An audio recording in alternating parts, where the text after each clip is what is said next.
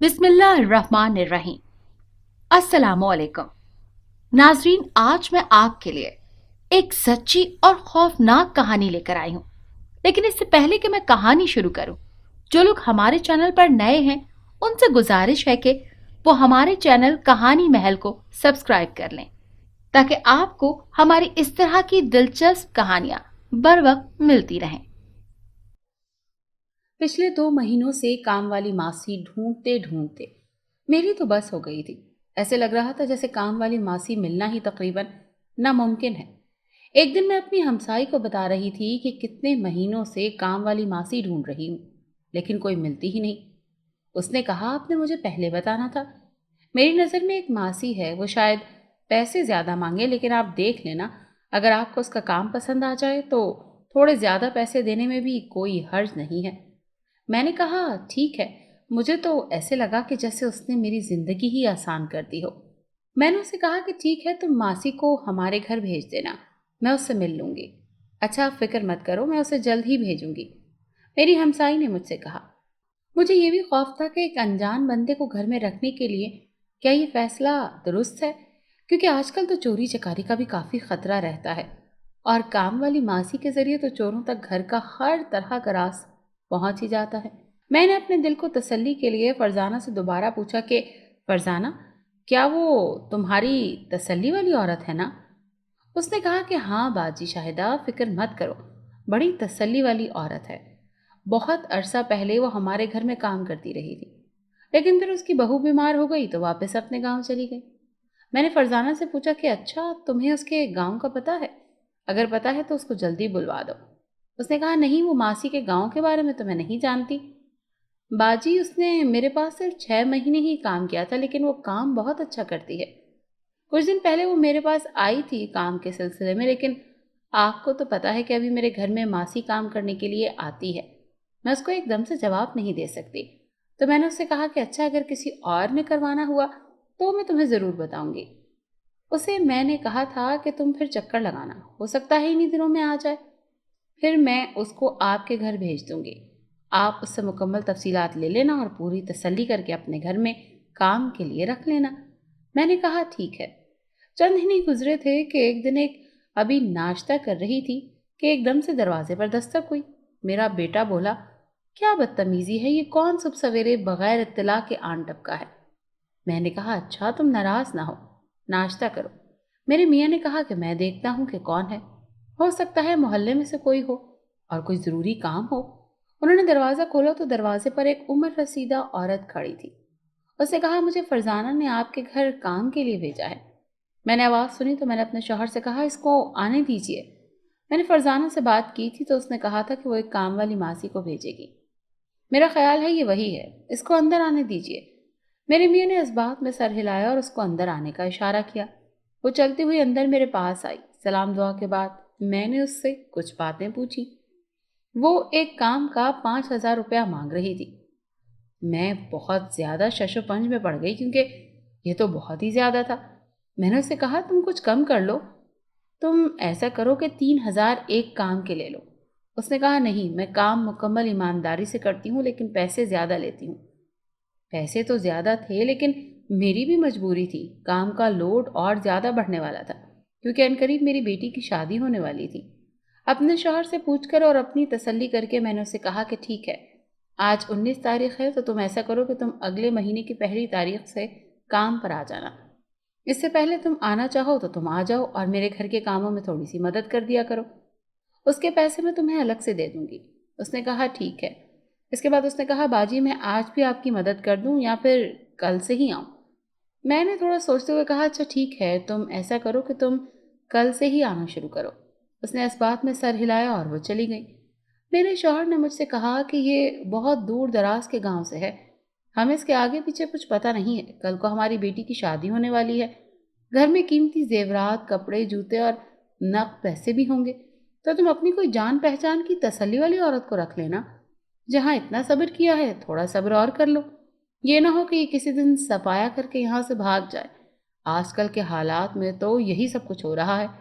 मेरा बेटा भी कहने लगा कि हाँ अम्मी जान, अब्बू बिल्कुल ठीक कह रहे हैं, इन मासियों का कुछ पता नहीं चलता। मुझे इनकी बातों से झुंझलाहट सी होने लगी। मैंने झुंझला कर कहा कि पहले 3 महीने हो गए हैं मुझे काम वाली मासी ढूंढते हुए, कोई काम वाली मासी ही नहीं मिलती। ये इसका फरजाना ने मुझे बताया था। उसने बहुत ज्यादा तसल्ली की थी कि ये दूर दराज के गांव से है, लेकिन तसल्ली बख्श और अच्छी औरत है। पैसे ज्यादा मांगती है लेकिन ईमानदार है, काम भी पूरी नेक नियति से करती है, कभी किसी चीज को हाथ तक नहीं लगाती। तो उसी की तसल्ली पर मैंने इसको हाँ कही है। मेरे मियाँ ने कहा, अच्छा ठीक है, तुम देख लो जैसे तुम्हारी मर्जी। मैंने कहा ठीक है। उन्होंने कहा, अच्छा फिर मैं ज़रा चलता हूँ, तुम ज़रा ख्याल रखना और पूरा घर उसके सुपुर्द ना कर देना, खुद भी साथ में ख्याल रखना, जहेज़ की कीमती अशिया वगैरह संभाल दो। मैंने कहा, हाँ बात तो आपकी ठीक है। बेटी की शादी के सिलसिले में मैंने जेवरात लॉकर से निकलवाए थे, तो मैंने अपने मियाँ से कहा कि उसने कल से आना है, तो फिर मैं वो जेवरात आज ही ज्वेलर को दे आती हूँ। फिर बेटी कॉलेज से आएगी तो उसके साथ जाकर अगर उसने डिज़ाइन तब्दील करवाना हुआ तो बता देगी। उन्होंने कहा, ठीक है, जैसे तुम्हें मुनासिब लगे। मेरे मियाँ काम पर चले गए और मेरा बेटा भी घर से अपने कॉलेज के लिए निकल गया। घर में सारे बच्चों के चले जाने और मियाँ के चले जाने के बाद मैंने जल्दी जल्दी सारा काम समेटा। काम से फारिग होने के बाद मैंने सोचा कि एक दफ़ा फिर फरजाना से पूछकर तसल्ली कर लेती हूँ। ये सोचकर मैं चादर लेकर फरजाना के घर गई। फरजाना से मैंने दोबारा पूछा और मैंने उसे बताया किस तरह से तुम्हारी बताई हुई काम वाली मासी आज मेरे घर आई थी। फरजाना तो बड़े जोशो खरोश से मेरे पास बैठ गई। मुझसे पूछने लगी कि अच्छा तो बाजी आपको मासी कैसी लगी। मैंने कहा, मुझे तो अच्छी लगी है। मैंने पूछगछ करके तसल्ली भी कर ली है, लेकिन शौहर और बेटे की बातों से मैं कुछ उलझन का शिकार हो गई हूँ। उसने कहा कि अच्छा, कैसी उलझन बाजी। मैंने उसे बताया कि बात कुछ ऐसी है कि तुम्हें तो पता है कि मेरे बेटी की शादी होने वाली है, तो मेरे शौहर इसलिए फिक्रमंद हो रहे थे कि अगर तसल्ली वाली मासी मिल जाती तो ज़्यादा अच्छी बात थी, कहीं ये ना हो कि घर का कीमती सामान वगैरह लेकर रफू चक्कर ही हो जाए। शादी वाले घर में तो तुम्हें पता है कि कैश घर में रखना पड़ता है, किसी भी वक्त कोई ना कोई ज़रूरत याद आ जाती है, तो फिर ज़रा ज़रा सी चीज़ खरीदने के लिए बार बार बैंक तो नहीं जाया जा सकता ना, और इतना वक्त भी नहीं होता। उसने कहा, अच्छा बाजी आप परेशान ना हो, मैं आपको तसल्ली देती हूँ। वो ऐसी नहीं है, मेरे घर में कुल 6 माह काम किया था, और आप यकीन करें 1 महीना तो मैं निगरानी करती रही कि जैसे हर नई मासी के हवाले से हमारे जहन में कुछ ख्यालात होते हैं, और उसके बाद तो सारा घर यकीन करें उसी के सर पर था। मैं अक्सर अपना घर उसके हवाले करके बाहर के काम निपटा आती थी। हमारे घर में कोई भी नहीं होता था और वो बहुत ईमानदारी से काम निपटा के घर से चली जाती थी। यही तक कि मैंने अपने घर में एक चाबी उसे दे रखी थी। फरजाना की बातें सुनकर तो मेरे दिल को बहुत ही सुकून मिला। मैंने कहा, हाँ अगर तुमने घर की चाबी तक उसे दे रखी थी और फिर भी तुम्हारे घर में कोई चीज़ इधर से उधर नहीं होती थी, तो इसका मतलब यह है कि वो बहुत ज़्यादा ईमानदार है। मैं अपनी तसल्ली करके वहाँ से उठ आई। रात को जब मेरे शौहर घर आए तो मैंने उन्हें भी अपनी फरजाना से होने वाली बातचीत के बारे में बताया। तो उन्होंने कहा कि ठीक है, अगर वो फरजाना इतनी तसल्ली दे रही है तो फिर उसे मुस्तकिल काम के लिए बुला लो। अगले दिन अभी हम नाश्ता भी नहीं किया था कि वो खातून आ गई। मैंने हैरानगी से उससे पूछा कि आप इतनी सुबह सुबह। आमतौर पर तो काम वाली मासियाँ 10-11 बजे तक आती हैं, अक्सर तो 11 बजे के बाद आती हैं। तो वो खामोशी से मेरी तरफ देखने लगी, फिर कहने लगी कि नहीं बाजी, मैं जिस काम को अपने ज़िम्मे लेती हूँ तो पूरी ईमानदारी से करने की कोशिश करती हूँ। 11-12 बजे के बाद सफाई करने का क्या फ़ायदा?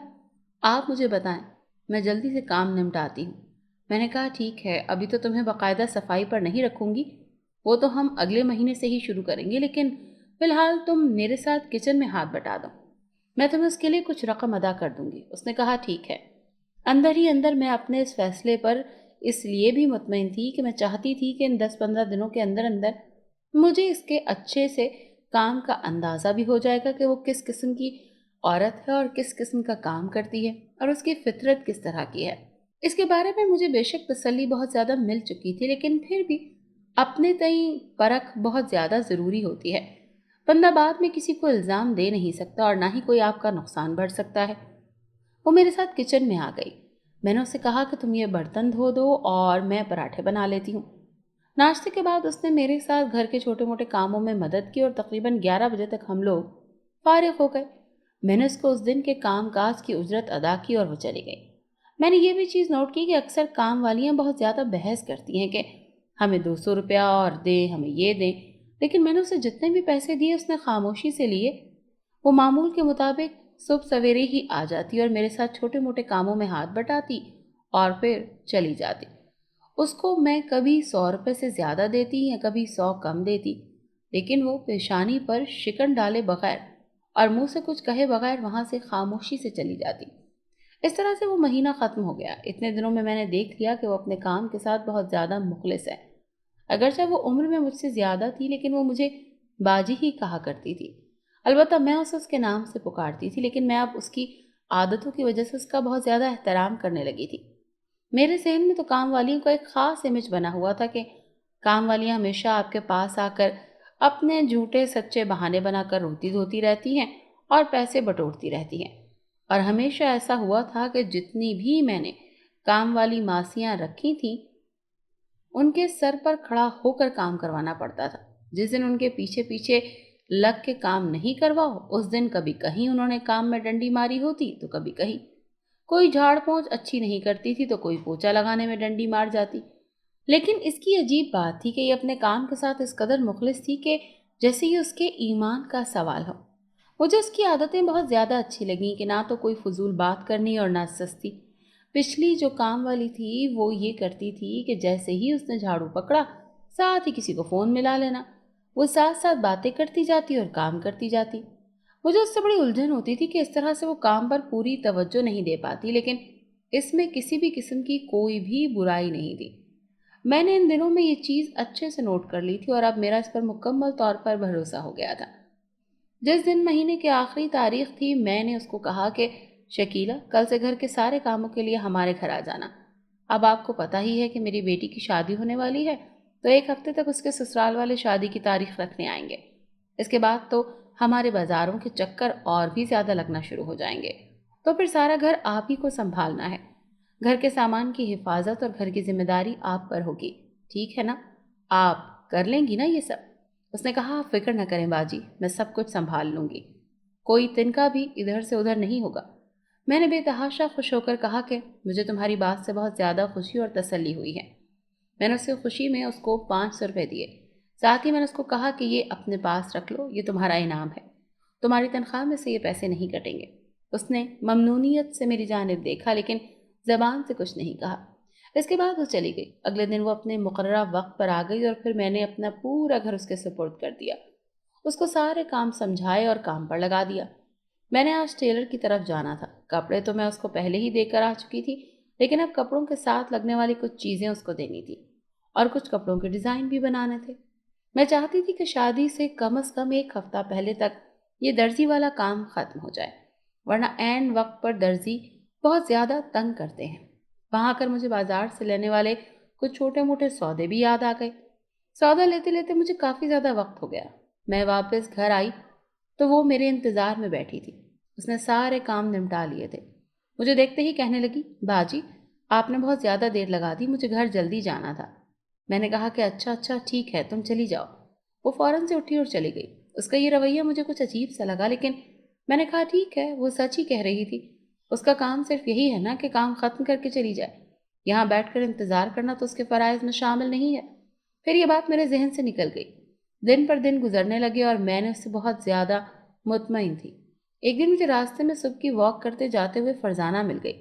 پوچھنے لگی کہ باجی آپ نے بتایا ہی نہیں، ماسی کیسا کام کر رہی ہے؟ میں نے اس سے کہا تمہارا بہت زیادہ شکریہ، میں اتنے مہینوں سے ایک کام والی ماسی کے لیے خوار ہو رہی تھی، تم نے تو میرا بہت بڑا مسئلہ حل کر دیا اور پھر اتنی اچھی ماسی ڈھونڈ کے دی ہے، تمہارا بہت شکریہ۔ اس نے بھی خوش ہوتے ہوئے کہا، دیکھا باجی، میں نے آپ سے کہا تھا نا کہ وہ اپنے کام کے ساتھ بہت زیادہ مخلص ہے، میں نے ہی اسے اپنے پاس رکھنا تھا۔ اگر میں پہلے ہی کام والی ماسی کو ایڈوانس تنخواہ نہ دے چکی ہوتی تو۔ میں نے ہنستے ہوئے کہا کہ دیکھو، مجھے کام والی ماسی کی ان دنوں سخت ضرورت ہے نا، تو اسی لیے اللہ تعالیٰ نے اسے میری مدد کے لیے بھیج دیا۔ وہ بھی ہنستے ہوئے کہنے لگی، ہاں آپ ٹھیک کہہ رہی ہیں باجی۔ اس کے بعد میں گھر آ گئی۔ اگلے ہفتے میری بیٹی کے سسرال والے اس کے دن رکھنے کے لیے آ گئے۔ انہوں نے تقریباً 2 مہینے بعد کی تاریخ رکھی تھی۔ یہ دن تو بہت زیادہ تھے لیکن مسئلہ شادی ہال کی بکنگ کا تھا۔ اس سے پہلے کہ کوئی بکنگ ہی میسر نہیں تھی۔ جیسے یہ تاریخ رکھی گئی تو گھر میں ایسے لگنے لگا جیسے کام کونوں خدروں سے نکل کر آ رہے ہیں۔ छोटे छोटे काम और फिर जहन पर बोझ। मासी ने मुझे कई बार कहा कि बाजी आप परेशान ना हो, सब कुछ आसानी से हो जाएगा। लेकिन मेरी पहली बेटी की शादी थी, मैं भला कैसे परेशान ना होती। मैं तो बस यही चाहती थी कि अल्लाह करे कि सब खैर खैरियत से हो जाए, वरना फिर अगर बेटी की शादी पर किसी किस्म की कोई ऊंच नीच हो जाए तो माशरा सारी उम्र का ताना बना देता है। दिन पर लगाकर उड़ रहे थे। मैं बाजारों और दर्जी के चक्कर लगा लगा कर अपने हवास तकरीबन खो ही बैठी थी। ऐसे में पूरा घर शकीला के कांधों पर था और वो अपनी जिम्मेदारियां बड़ी खुश असलूबी से निभा रही थी। वो मुझे भी अक्सर तसल्ली देती कि बाजी परेशान मत हो, काम सारे हो जाएंगे। कभी कभी मैं उसे डांट भी देती कि कैसे काम हो जाएंगे। वो चुपचाप मेरी बदहवासियां देखती रहती और खामोशी से अपने काम में मगन रहती। कामों ने मुझे घन चक्कर सा बना के रख दिया। करते करते शादी का दिन आन पहुंचा। मेहमानों की आमद शुरू हो गई। हमने मेहमानों के लिए एक करीबी होटल में कुछ कमरे बुक करवाए थे, लेकिन कुछ बहुत करीबी मेहमानों का इंतजाम घर में ही था और कुछ मेहमानों को ठहराने का इंतजाम फरजाना के घर में किया गया था। शकीला ने मेरे कहे बगैर खुद ही तमाम मेहमानों की देखभाल का इंतजाम भी संभाल लिया था। उसके होने से मुझे बहुत ज़्यादा तसल्ली थी और मैं बार बार अल्लाह ताला का शुक्र अदा करती थी कि शुक्र है कि उसने वक्त से मुझे शकीला जैसी काम वाली मासी दे दी है। मैंने उसका भी बहुत ज़्यादा शुक्रिया अदा किया। वो बस मुस्कुरा देती और काम करती रहती। अल्लाह का लाख लाख शुक्र है कि शादी बहुत ज़्यादा खुशसलूबी से सरंजाम पा गई। मेरे कांधों से एक बहुत भारी जिम्मेदारी सरक गई। ये शादी के एक तकरीबन हफ्ते बाद की बात है कि मैंने शकीला से कहा कि शकीला अल्लाह का लाख लाख शुक्र है, और हाँ, तुम्हारा भी बहुत ज़्यादा शुक्रिया कि तुम ना होती तो न जाने क्या होता। वो मुस्कुरा कर मुझे देखते हुए कहने लगी कि आपने अपने सर पर खामखा परेशानी सवार कर रखी थी। इंसान के हाथ में सिर्फ कोशिश है। हमें चाहिए कि हम सिर्फ कोशिश करें कि मखलूक कोशिश करे तो खालिक फल ज़रूर देता है। मैं उसकी बातों पर हैरान होने लगी। मैंने पूछा, शकीला क्या तुम पढ़ी लिखी हो? उसने कहा, बस बाजी, क्या पढ़ना क्या लिखना, पढ़ाई लिखाई क्या होती है। जिंदगी के तजुर्बे आपको बहुत ज्यादा अक्लमंद बना देने के लिए काफी होते हैं। मैंने इसरार किया कि नहीं शकीला, मुझे ऐसा लगता है कि तुम बहुत पढ़ी लिखी हो। उसने कहा कि नहीं बाजी, मैं तो चिट्टी अनपढ़ हूँ, मैं बिल्कुल भी पढ़ी लिखी नहीं हूँ। मैंने कहा कि अच्छा, लेकिन मैंने आज तक अपनी किसी काम वाली मासी के तौर अतवार तुम्हारी तरह के नहीं देखे। तुम्हें बोलने का सलीका है, हर काम में हुनरमंदी और नफासत है। उसने कहा, शुक्रिया, आपका हुस्न नज़र है। अच्छा बाजी, आप कह रही थी कि आपके बालों में मसाज कर दूं। लाइए मैं आपको मसाज कर देती हूँ। मुझे लगा उसने बात का रुख मोड़ने के लिए बात की है, लेकिन फिर मैं खामोश रही कि बात को रेदना भी मुनासिब नहीं लगता। वो तेल की बोतल उठा लाई और मैं नीचे बैठकर उससे मसाज करवाने लगी। मुझे तो बहुत ज़्यादा सुकून महसूस हो रहा था कि सर का मसाज करके उसने मुझसे कहा कि अच्छा ठीक है बाजी, अब आप मुझे इजाज़त दीजिए। मैंने बंद आंखों से सर हिला दिया। जब वो हमारे घर आई थी तो उस वक्त तो कामों का अंबार बहुत ज़्यादा था और वैसे भी मेरा जहन बोझ तले दबा हुआ था, तो मेरा ध्यान इधर उधर कम ही जाता था। लेकिन अब मैं देख रही थी कि शकीला मुंह में कुछ पढ़ती रहती है। मैंने कई दफ़ा गौर से सुनने की कोशिश की कि ये क्या पढ़ती है। फिर मैंने दिल ही दिल में सोचा कि ये अल्लाह की कोई बहुत ज़्यादा नेक बंदी है जो हम वक्त अल्लाह के जिक्र में मशगूल रहती है। एक दिन जब वो किचन में बर्तन धो रही थी तो मैं पास जाकर चुपके से पीछे खड़ी हो गई। कुछ गुनगुनाहट सी और कुछ अल्फाज मेरे कानों में पड़े, लेकिन मुझे समझ नहीं आए। मैंने उससे पूछा, शकीला तुम क्या पढ़ रही हो? उसने कहा, क्या बाजी? उसने अपने चेहरे पर दुनिया जहान की लाइल्मी तारी कर ली। मुझे उसका ये रवैया काफ़ी अजीब और बुरा भी लगा, लेकिन मैंने भी डिटाई से कहा कि यही जो तुम अभी पढ़ रही थी। उसने कहा, मैं तो कुछ भी नहीं पढ़ रही थी। मैंने कहा, अच्छा, लेकिन मुझे लगा। नहीं बाजी, आपका वहम होगा, मैं तो खामोश थी। उसकी बात पर मैं चुप कर गई। उससे ये साफ पता चल गया कि वो भी कुछ पढ़ती है, मुझसे छुपाना चाहती है, लेकिन मैं मुसलसल उसकी टो में लगी हुई थी। तजस्सुस करना तो नहीं चाहिए, लेकिन इंसानी फितरत है और मैं अपनी फितरत के हाथों मजबूर होकर सुनने की कोशिश करती रहती। एक दिन फरजाना हमारे घर आई तो मैंने उससे पूछा। मैंने कहा, पहले तो मैं शादी के हंगामों और कामों में इतनी मसरूफ रही कि मैंने ख्याल नहीं किया, लेकिन शकीला, मुंह में क्या पड़ती रहती हो? मेरे एक बार दोबारा पूछने पर उसने मुझे साफ टाला। जब ये तुम्हारे घर काम करती थी उस वक्त भी कुछ पढ़ती थी क्या? फरजाना हंसने लगी। बाजी, आप इतनी सी बात से क्यों परेशान हो रही हैं? हमें तो काम से लेना देना है, तो वो काम तो बहुत अच्छा करती है। मैंने अभी उसकी हाँ में हाँ मिलाई कि हाँ, काम तो वाकई बहुत ईमानदारी से और नेक नियति से करती है। تو فرزانہ نے میری بات سن کر کہا کہ پھر آپ کیوں پریشان ہو رہی ہیں؟ جب وہ میرے گھر گئی تو تب وہ کچھ نہیں پڑھتی تھی۔ میں نے اسے ایک دو بار پوچھا لیکن اس نے کہا باجی یہ میں آپ کو نہیں بتا سکتی کہ میں کیا پڑھتی ہوں، آپ مجھ سے اس کے بارے میں نہ پوچھیے گا۔ تو میں نے بھی پھر اس کے بعد اس سے کچھ بھی نہیں پوچھا، مگر فرزانہ کی اس بات نے مجھے اور زیادہ حیرت میں مبتلا کر دیا تھا اور میرے تجسس کو ہوا دیتی تھی۔ فرزانہ کو تو میں نے کچھ نہیں کہا لیکن خود میں نے دل میں ارادہ کر لیا تھا کہ میں جان کر ہی رہوں گی کہ آخر یہ کیا پڑھتی ہے۔ ایک دن میں نے دل ہی دل میں پروگرام ترتیب دیا، پھر میں نے اس سے کہا کہ مجھے آج ذرا بازار جانا ہے اور اس کے بعد مجھے ایک سہیلی کے گھر کچھ کام ہے، مجھے تقریباً 4-5 گھنٹے لگ جائیں گے، تم ایسا کرنا کہ کام ختم کرنا اور اپنے گھر چلی جانا۔ اس نے کہا باجی ٹھیک ہے، لیکن اگر آپ کہیں تو میں رک سکتی ہوں۔ میں نے کہا یہ تو اور اچھی بات ہو جائے گی میرے آنے تک اگر تم رک جاؤ تو، کیونکہ گھر میں اور کوئی بھی نہیں ہے، ویسے بھی چوری چکاری کا زمانہ ہے۔ اس نے کہا ٹھیک ہے باجی آپ پریشان نہ ہو، میں آپ کے آنے تک ادھر ہی رہوں گی۔ میں اپنا پرس اٹھا کر گھر سے نکل گئی۔ میں نے جانا تو تھا بازار، لیکن میں چاہتی تھی کہ میں اسے 5 گھنٹے کا بتا کر 2 سے 3 گھنٹے میں واپس آ جاؤں اور اچانک چھاپا ماروں تو شاید مجھے پتہ چل جائے کہ یہ کیا پڑھتی ہے۔ میں اپنے پروگرام کے مطابق بازار گئی اور وہاں سے جو کچھ مجھے خریدنا تھا میں نے خریدا اور گھر واپس آ گئی۔ آہستگی سے میں نے گیٹ کا لاک کھولا۔ جیسے ہی میں نے ہاتھ ہال دروازے کے ہینڈل پر رکھا تو مجھے خیال آیا کہ مجھے اندر نہیں جانا چاہیے بلکہ یہیں کان لگا کر سنتی ہوں۔ میں نے دروازے کے ساتھ کان لگائے اور اندر سے آتی آواز سننے کی کوشش کرنے لگی۔ کچھ لمحوں کے بعد میرے کانوں میں خوبصورت اور سریلی آواز ٹکرائی۔ میں نے کہا کہ شاید شکیلہ ہی ہو، لیکن یہ آواز اس کی نہیں تھی۔ اس کی آواز اتنی خوبصورت کیسے ہو سکتی ہے؟ میں نے کان لگائے اور سنے، الفاظ پر غور کرتی رہی لیکن الفاظ بالکل بھی میری سمجھ میں نہیں آ رہے تھے۔ وہ کوئی اجنبی سی زبان تھی۔ 5 منٹ تک میں وہاں پر کھڑی رہی اور اندر سے آواز آتی رہی۔ پھر میں نے آہستگی سے دروازہ کھولا تو اندر ٹی وی لاؤنج میں صوفے کے پاس آنکھیں موندے شکیلہ بیٹھی تھی اور اس کے لب ہل رہے تھے۔ اس کی حالت دیکھ کر مجھے یقین ہوا کہ یہ شکیلہ ہی ہے، ورنہ تو ایسی سریلی آواز پر مجھے شکیلہ کی آواز کا یقین تو دور گمان بھی نہیں تھا۔ میں نے جا کر اس کے پاس بیٹھ گئی۔ اس نے میری موجودگی محسوس کر کے گھبرا کر آنکھیں کھول دیں، لیکن سیکنڈ کے 1000ویں حصے میں اس نے اپنے تاثرات نارمل کیے۔ اس نے کہا باجی آپ آ گئی ہیں، آپ نے تو دیر سے آنا تھا۔ میں نے کہا شکیلہ میرے سر میں شدید درد ہو گیا تھا تو اسی وجہ سے میں سہیلی کے گھر نہیں گئی، بازار سے ہی لوٹ آئی ہوں۔ میں نے دل ہی دل میں اپنا پلان کامیاب ہونے پر بہت زیادہ خوشی محسوس کی۔ آج میں نے الفاظ تو سن لیے تھے، اب میں ان کا مطلب بھی پتہ کر کے رہوں گی۔ میں نے اس کو کہا کہ ویسے تو تمہارے جانے کا ٹائم ہو چکا ہے، لیکن کیا تم پلیز مجھے چائے کا 1 کپ بنا دو گی؟ اس نے کہا جی باجی میں بنا دیتی ہوں۔ میں نے اسے پیچھے سے آواز دی کہ اپنے لیے بھی بنا لینا۔ وہ چائے بنا کر لائی 1 کپ اور اس نے میرے آگے رکھا اور اپنے ہاتھ میں لے کر وہیں بیٹھ گئی اور چائے پینے لگی۔ مجھے ایسا محسوس ہوا شاید وہ میری طرف سے بات کیے جانے کی منتظر ہے۔ میں نے بھی آرام آرام سے چسکیوں میں چائے ختم کی۔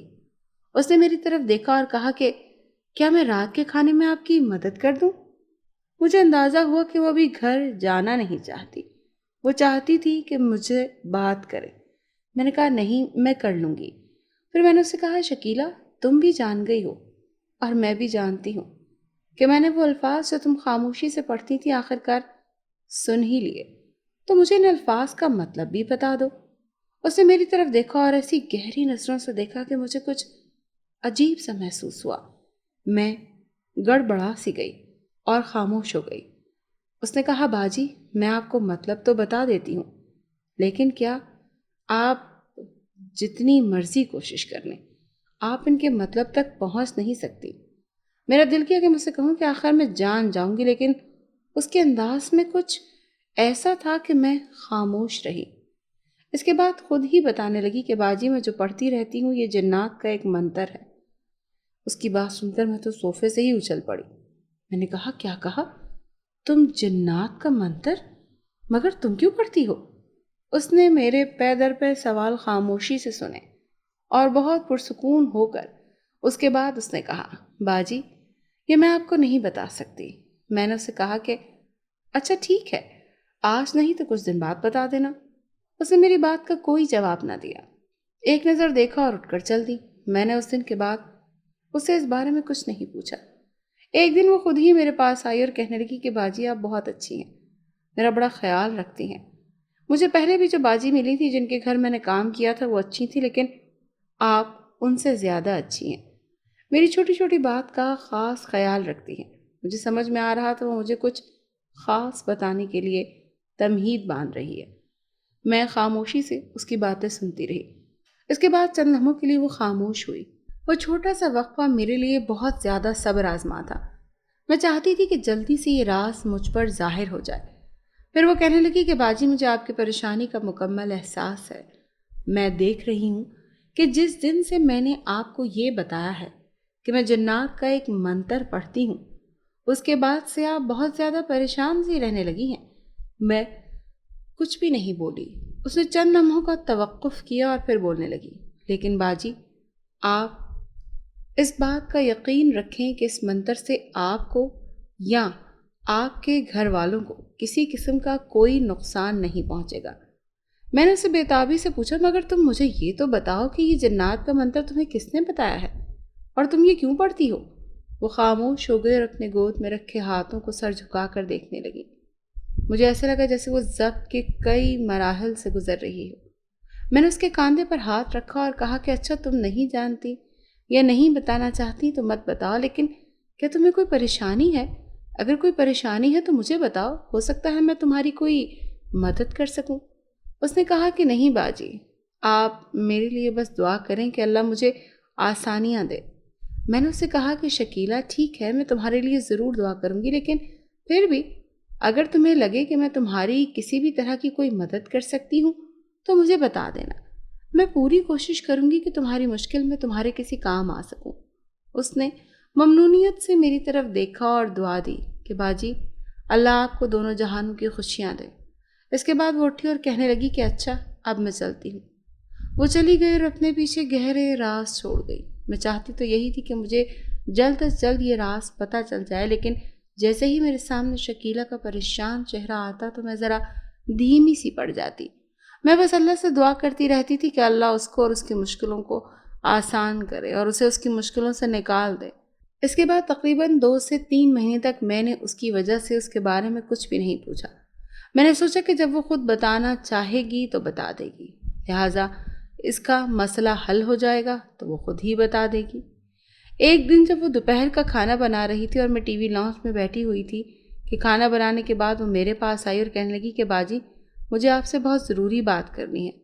اس کے چہرے پر عجیب گم و گو سی کیفیت تھی۔ میں نے اسے کہا کہ ہاں ضرور بتاؤ، بیٹھو یہاں۔ میرے وہم و گمان میں بھی نہیں تھا کہ مجھ سے دوبارہ اپنے منتر والی بات کرے گی۔ وہ بیٹھ گئی اور خلا میں دیکھنے لگی، یوں کہ جیسے وہ الفاظ ترتیب دے رہی ہو۔ تھوڑی دیر کے بعد مجھے کہتی ہے کہ باجی میں نے آپ کو بتانا تھا کہ میں جنات کا منتر کیوں پڑھتی ہوں۔ میں آپ کو بتانا چاہتی ہوں کہ میں جنات کا منتر کس وجہ سے پڑھتی ہوں۔ دراصل بات یہ ہے کہ میرا بیٹا جو کہ میری اکلوتی اولاد بھی ہے وہ اس وقت کسی کی قید میں ہے، وہ جن کی قید میں ہے، وہ بہت طاقتور ہیں۔ انہوں نے مجھے حکم دیا ہے کہ میں جنات کا منتر پڑھتی رہوں اور یہ میں تب تک پڑھتی رہوں جب تک کہ میرا بیٹا قید سے چھوٹ نہیں جاتا۔ میں نے پریشانی سے اس کے ہاتھ تھام لیے اور پوچھا کہ تمہارا بیٹا کس کی قید میں ہے؟ مجھے بتاؤ، ہو سکتا ہے کہ میرے شوہر اس سلسلے میں تمہاری کچھ مدد کر سکیں۔ اس کے گال پر آنسو پھیل گئے اور اس نے کہا کہ نہیں باجی، آپ یا آپ کے شوہر اس سلسلے میں میری کوئی مدد نہیں کر سکتے۔ میں نے کہا مجھے بتاؤ تو صحیح، ہو سکتا ہے کہ… اس نے کہا نہیں باجی، میں آپ کو یہ نہیں بتا سکتی، بس میں آپ کو اتنا بتا سکتی ہوں کہ یہ سب بہت مشکل ہے، اب آپ مزید اصرار نہ کریں، مناسب وقت آنے پر میں آپ کو خود ہی اس کے بارے میں سب کچھ بتا دوں گی۔ پہلے بھی اس کی ایمانداری کی وجہ سے وہ مجھے اچھی لگتی تھی، لیکن اب میرے دل میں اس کے لیے ایک نرم گوشہ بھی پیدا ہو گیا تھا۔ مجھے اس سے ہمدردی ہونے لگی تھی کہ ہائے اس بیچارے کی ایک ہی واحد اولاد ہے اور وہ بھی کسی کی قید میں ہے۔ اللہ کرے وہ اس قید سے جلد چھٹکارا پالے اور اپنی ماں سے آن ملے۔ میں اس کرب کو جانتی تھی کیونکہ میرا اپنا ایک بیٹا تقریباً 6 سالوں سے یورپ میں تھا۔ اس نے تقریباً 3 سالوں سے وہاں پر شادی کر رکھی تھی۔ میں اسے جب بھی فون کرتی اور بات کرنے کی کوشش کرتی تو وہ فون نہیں اٹھاتا تھا۔ اگر فون اٹھا ہی لیتا تو 100 بہانے بنا کر جلدی بند کر دیتا۔ میرے چھوٹے بیٹے اور میاں نے مجھے بڑی بار سمجھایا کہ تم اس کے لیے پریشان مت ہوا کرو، لیکن میں کیا کروں؟ میں تو ماں ہوں نا، میں اپنے بیٹے کو کیسے بھلا سکتی ہوں بھلا؟ مجھے شکیلہ نے منع نہ کیا ہوتا تو میں اسے کوئی منتر ضرور پوچھتی کہ اچھا مجھے بھی اپنے بیٹے کو واپس بلانے کا کوئی منتر بتاؤ، لیکن اس نے مجھے اس حوالے سے بات کرنے سے سختی سے منع کر رکھا ہے۔ اس نے مجھے بتایا کہ اگر میں اس سے مزید اس بارے میں پوچھوں گی تو مجھے بتانے پر مجبور ہو جائے گی، لیکن اگر میں نے اسے اس بارے میں مزید کچھ بتایا تو اس کے بیٹے کو نقصان پہنچ سکتا ہے، اس لیے میں اس کے بھلے کی خاطر چپ ہو جاؤں۔ اس کو ہمارے گھر اب کام کرتے ہوئے تقریباً 11 مہینے ہونے والے تھے۔ ایک دن وہ اپنے وقت مقررہ پر ہمارے گھر کام کے لیے نہیں آئی۔ میں بہت زیادہ پریشان ہو گئی کیونکہ آج تک ان 11 مہینوں میں ایسا نہیں ہوا تھا کہ اس نے کبھی کوئی چھٹی کی ہو یا پھر کام پر دیر سے آئی ہو۔ وہ ہمارے گھر سے دیر سے چلی جاتی تھی، لیکن آتی وہ ہمیشہ اپنے وقت مقررہ پر تھی۔ مجھے پریشان دیکھ کر میرے میاں نے کہا کہ بیگم آپ اس کو کال کر لیں۔ میں نے کہا یہ تو میں نے سوچا ہی نہیں تھا۔ جیسے میں نے اسے فون اٹھایا، اسی کیفیت میں اپنی فون کنگالی تو مجھے یاد آیا کہ میں نے تو اسے کبھی اس کے نمبر کا پوچھا ہی نہیں، اور نہ ہی میں نے کبھی اسے فون پر کسی سے بات کرتے دیکھا ہے۔ میں نے اپنے شوہر سے کہا کہ میں نے تو کبھی اسے فون نمبر مانگا ہی نہیں تھا۔ میرے میاں کہنے لگے آپ بھی حد کرتی ہیں، اتنی دیر سے وہ ہمارے گھر پر کام کر رہی ہے، کام کے لیے آ رہی ہے، اور آپ کے پاس اس کا کوئی رابطہ نمبر ہی نہیں ہے۔ مجھے تو اس کی رہائش کے بارے میں بھی کچھ معلوم نہیں ہے۔ اس نے یہ بتایا تھا کہ وہ کسی گاؤں میں رہتی ہے۔ اب تو مجھے اس کے آبائی گاؤں کا نام بھی یاد نہیں، اور یہاں کے پتے کے بارے میں تو مجھے کچھ بھی معلوم نہیں، لیکن یہ میں نے واقعی بہت بڑی غلطی کر دی ہے کہ میں نے اس سے اس کی رہائش کے بارے میں یا کم از کم فون نمبر کے بارے میں ہی کچھ پوچھ لیا ہوتا۔ میرے میاں کہنے لگے اچھا اب پریشان ہونے کا کوئی فائدہ نہیں ہے، اب آپ پریشان نہ ہو سکتا ہے تھوڑی دیر تک وہ آ جائے، اسے کوئی ضروری کام ہوگا۔ میں نے کہا نہیں، وہ اس طرح کی تو نہیں ہے، اگر کام ہوتا تو مجھے بتا کر جاتی۔ تو انہوں نے کہا یہ بھی تو ہو سکتا ہے کہ کوئی اچانک ضروری کام آن پڑا ہو۔ میں نے کہا ہو سکتا ہے، لیکن میں اس کے لیے بہت زیادہ پریشان ہوں۔ میں اس کا انتظار کرنے لگی کہ ہو سکتا ہے وہ اپنے وقت مقررہ پر تھوڑی دیر کے بعد آ جائے، یا کم از کم وہ اپنی چھٹی کی وجہ ہی بتا دے۔ میری بے چینی اور اضطراب میں اضافہ ہوتا گیا۔ انتظار کرتے کرتے رات ہو گئی، لیکن وہ نہ آئی۔ رات کو میں نے اپنے بلڈ پریشر اور نیند کی گولی کھا کر سو گئی۔ اگلے دن میں دعا کرتے ہوئے جاگی کہ یا اللہ آج وہ آ جائے اور خیریت سے ہو، لیکن وہ آج بھی نہیں آئی۔ اب تو میری پریشانی حد سے زیادہ بڑھ گئی۔ رات کو میرے بیٹے نے مجھے پریشان دیکھتے ہوئے کہا کہ آپ فرزانہ آنٹی سے اس کے حوالے سے بات کر لیں، شاید ان کے پاس ان کا کوئی اتا پتہ موجود ہو۔ میں نے کہا وہ اپنی شدید پریشانی کے عالم میں یہ چیز تو میرے ذہن سے نکل ہی گئی تھی کہ اچھا میرا بیٹا تم بھاگ کر ذرا فرزانہ کے گھر جاؤ اور فرزانہ آنٹی سے اس کا نمبر لے کر آؤ۔ میرا بیٹا جلدی سے اٹھا اور تھوڑی دیر کے بعد ہی واپس آ گیا۔ اس کے چہرے پر مایوسی کے آثار تھے۔ میں نے اس سے کہا کہ بیٹا لاؤ دو مجھے اس کا نمبر۔ تو اس نے کہا کہ امی وہ کہہ رہی ہیں کہ ان کے پاس بھی ان کا ایڈریس یا کوئی بھی رابطہ نمبر موجود نہیں ہے۔ اب تو مجھے بہت زیادہ پریشانی ہو رہی تھی، لیکن اب رات ہو گئی تھی اور کچھ بھی نہیں ہو سکتا تھا۔ میں نے اپنی نیند کی اور بلڈ پریشر کی دوائی کھائی اور لیٹ گئی۔ اگلے دن میں بہت زیادہ خاموش تھی۔ وہ 8 بجے تک ہمارے گھر آ جایا کرتی تھی۔ میں بے تابی سے کلاک پر نظریں جمائے بیٹھی تھی۔ 8 بج گئے اور پھر گھڑی کی سوئیاں آگے کو حرکت کرنے لگیں، لیکن وہ نہیں آئی۔ میرے شوہر اور میرے بیٹے نے مجھے بہت تسلی دیتے ہوئے کہا کہ اب ہم گھر سے جا رہے ہیں، وہ ٹھیک ہی ہوگی، ضروری کام میں کہیں پھنس گئی ہوگی، فارغ ہو کر ضرور آ جائے گی۔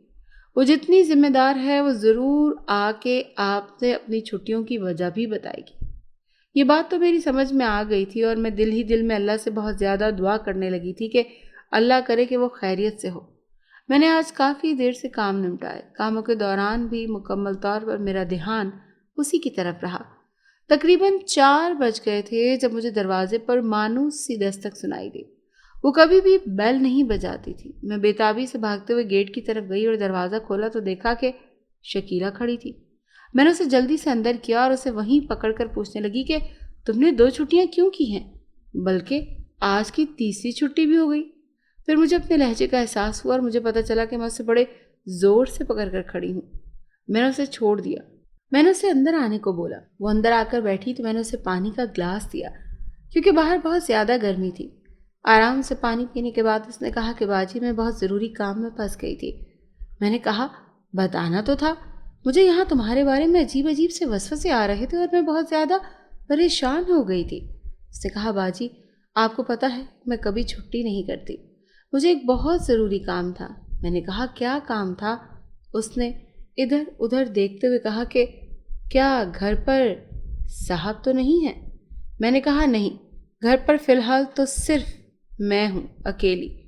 پھر وہ بتانے لگی باجی میرا وہ بیٹا تھا نا، میں نے آپ کو بتایا تھا کہ میرا بیٹا قید میں ہے، تو جن کی قید میں وہ مجھ سے ملنے آئے تھے۔ میں نے کہا اچھا، کیا وہ تمہارے بیٹے کو چھوڑنے کی بات کر رہے تھے؟ کیا انہوں نے تمہارے بیٹے کو چھوڑ دیا؟ اس نے مایوسی سے سر ہلایا کہ نہیں باجی، انہوں نے اپنے کچھ مطالبات رکھے ہیں، انہوں نے مجھے بتایا کہ ابھی ٹائم نہیں پورا ہوا، مجھے مزید یہ وظیفہ لگاتار پڑھنا ہوگا تو پھر یہ میرے بیٹے کو آزاد کرنے کے بارے میں سوچیں گے۔ مجھے اس کی بات سن کر اس کے بیٹے کے قید کرنے والے ظالموں پر بڑا شدید غصہ آیا۔ میں نے اس کو جھنجھلا کر کہا اگر تم مجھے ان کے بارے میں بتاؤ میں تمہارے لیے ضرور کچھ نہ کچھ کروں گی اور تمہارے بیٹے کو ہم چھڑوا لیں گے۔ اس نے مجھ سے کہا ہم اس سلسلے میں اس کی کوئی مدد نہیں کر سکتے۔ وہ مزید بولی کہ باجی میں آپ کی نیک نیتی کو جانتی ہوں، آپ کے خلوص کی دل سے قدر کرتی ہوں، لیکن میری مجبوری ہے کہ میں آپ کو ان لوگوں کے بارے میں بتا نہیں سکتی۔ اس کے بعد وہ مجھے کل اپنے وقت مقررہ پر کہنے کا آ کر چلی گئی۔ دن اسی طرح سے گزر رہے تھے، موسم میں اب تبدیلی شروع ہو گئی تھی۔ ایک دن میں نے اس سے کہا کہ اچھا اگر تمہیں جلدی نہیں ہے تو میرے ساتھ آؤ ذرا اسٹور روم میں، آج ہم وہاں سے لحاف وغیرہ نکال کر اس کو دھوپ میں ڈال دیتے ہیں۔ وہ میرے ساتھ اسٹور میں چلی آئی، صندوق سے لحاف نکالے ہوئے اس میں سے کوئی چیز نیچے گری۔ میں نے دیکھا تو وہ ہمارا پرانا فوٹو فیملی البم تھا۔ میں اسے وہیں بیٹھ کر کھول کر دیکھنے لگی۔ جیسے ہی میری نظر اپنے بڑے بیٹے کے بچپن کی تصویر پر پڑی تو میری آنکھوں میں آنسو آ گئے۔ اس نے مجھے دیکھا تو پوچھا یہ کون ہے؟ میں نے اسے بتایا کہ یہ میرا بیٹا ہے جو یورپ میں رہتا ہے۔ اس نے کہا آپ نے کبھی اس کا ذکر نہیں کیا۔ میں نے کہا میں نے اس کا ذکر کیا کروں، مجھے بہت تکلیف ہوتی ہے۔ پھر میں نے ساری بات بتائی۔ اس کے بعد ہم نے مل کر بستر دھوپ میں ڈالے۔ اگلے دن میں لاؤنج میں بیٹھی خبریں دیکھ رہی تھی کہ وہ پاس ہی ڈسٹنگ کر رہی تھی کہ میرے پاس آئی اور کہنے لگی کہ باجی ویسے تو مجھے یہ چیز بتانا منع ہے، لیکن آپ نے ہمیشہ میرا خیال کیا ہے، اسی لیے میں آپ کی مدد کرنا چاہتی ہوں۔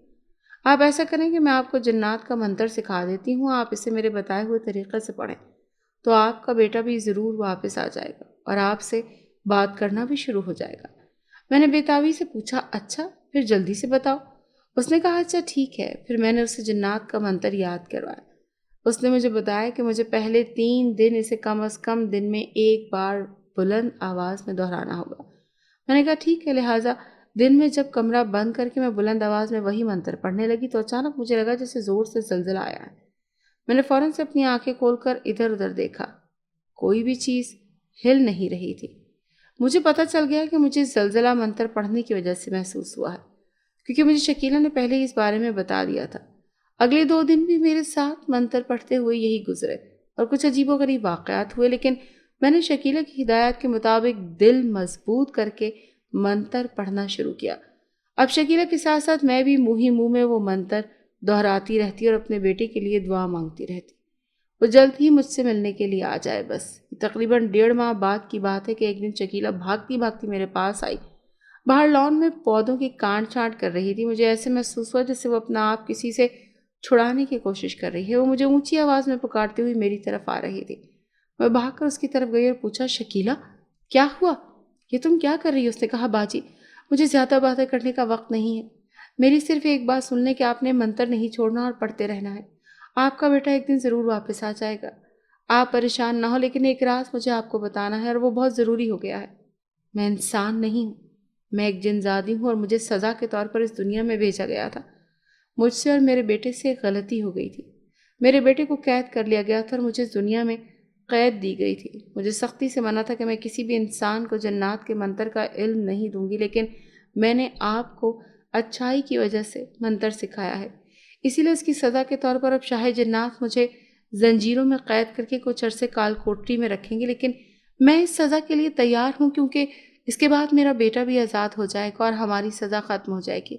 لیکن باجی میں آپ سے ملنے نہیں آ سکوں گی، میری کوئی غلطی ہوئی ہو مجھے معاف کر دیجیے گا۔ اس کے بعد وہ اسے ایک جھٹکا لگا اور وہ وہاں سے غائب ہو گئی۔ میں گنگ اس جگہ دیکھتی رہی۔ لیکن اب وہاں پر کسی شکیلہ کا کوئی وجود نہیں تھا۔ اس کی ہدایت کے مطابق میں نے گھر میں کسی سے بھی اس بات کا ذکر نہیں کیا۔ میں نے اپنے شوہر کو بتایا کہ اس کی بہو نے اسے واپس گاؤں بلوا لیا ہے، تو اس وجہ سے وہ چلی گئی ہے۔ 3 مہینوں کے بعد میرا بیٹا اچانک ہی واپس لوٹ آیا۔ اسے سامنے دیکھ کر میں بہت خوش ہوئی۔ میری دعائیں رنگ لے آئی تھیں اور میرا بیٹا مجھے مل گیا تھا۔ میں آج بھی شکیلہ کی بہت شکر گزار ہوں کہ اس کی وجہ سے مجھے میرا بیٹا بھی واپس مل گیا تھا۔ اگر آپ کو یہ کہانی اچھی لگی ہے تو اسے لائک کیجیے اور ہمارے چینل کہانی محل کو سبسکرائب کیجیے۔ اور ہاں، اگر آپ کے کسی دوست، رشتہ دار یا بہن کے ساتھ خدا نخواستہ اس طرح کا کوئی بھی واقعہ پیش آیا ہے تو ہمیں کامنٹ سیکشن میں اس کے بارے میں ضرور بتائیے۔